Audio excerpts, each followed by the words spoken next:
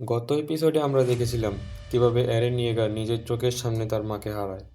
সেই ভয়ঙ্কর ঘটনার পর তার জীবনে সবকিছু বদলে যায়। শহরের চারদিকে তখন শুধু চিৎকার, ধোঁয়া, আতঙ্ক। মানুষ প্রাণ বাঁচাতে দৌড়াচ্ছে, কেউ সন্তান খুঁজছে, কেউ পরিবার হারিয়ে হতবাক হয়ে দাঁড়িয়ে আছে। এরেন তখন চিৎকার করে বলছে, আমি সব টাইটানকে শেষ করে দেব। তার পাশে দাঁড়িয়ে ছিল মিকাজা কার্মেন, কিন্তু সে কিছু বলছে না, কারণ সে জানে এরেনের এই রাগ আসলে দুঃখ আর অসহায়ত্ব থেকে এসেছে।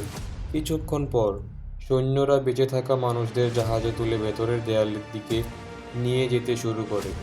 এই সময় হ্যান্স খুব অপরাধবোধে ভুগতে থাকে, কারণ সে জানে সে চাইলে হয়তো এরেনের মাকে বাঁচানোর চেষ্টা করতে পারত, কিন্তু ভয় তাকে থামিয়ে দিয়েছে।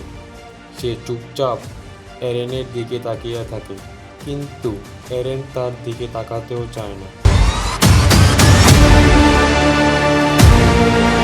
তারপর একটা সুস্থ স্বাভাবিক টাইটেন এসে ওয়ালমারিয়ার মেইন গেট ভেঙে দিল, আর এই টাইটেনটির নাম হলো আর্মার টাইটেন। তারপর সৈন্যরা এবং যারা ছিল তারা সবাই আরও আতঙ্কের মধ্যে পড়ে যায়। তারপর পরিস্থিতি আরও হাতের নাগালের বাইরে চলে যেতে থাকে। জাহাজে বসে এরেন হঠাৎ কান্না করে ফেলল। তখন তার বন্ধু এরমিন এরলিট তাকে শান্ত করার চেষ্টা করে। এরমিন বলে, আমরা দুর্বল বলে এমন হয়েছে। যদি আমরা শক্তিশালী হতাম তাহলে কেউ আমাদের কষ্ট দিতে পারতো না। এই কথা শুনে এরেনের চোখে আবার আগুনের জ্বলে ওঠে। সে বলে, হ্যাঁ, তাই আমি শক্তিশালী হব, আমি স্কাউটে যোগ দেব। এরপর সবাইকে বেতলের দেয়াল রোজের ভেতরে আশ্রয় দেওয়া হলো। কিন্তু এখানে এসে তারা বুঝতে পারে নিরাপদ হলেও জীবন সহজ নয়। খাবার কম, কাজ নেই, মানুষ বেশি।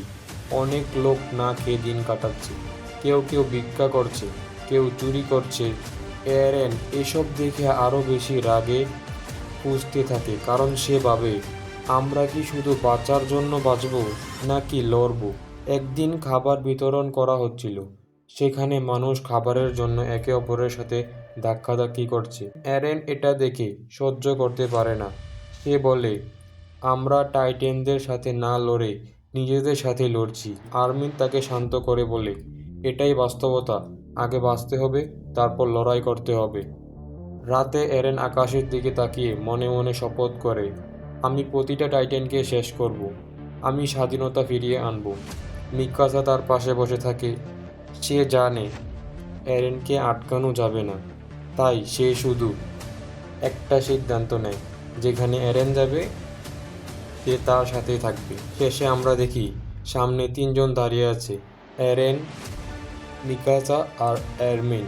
তাদের চোখে ভয় নেই, আছে শুধু লক্ষ্য, কারণ তারা জানে এই পৃথিবীতে বাঁচতে হলে শক্তিশালী হতে হবে।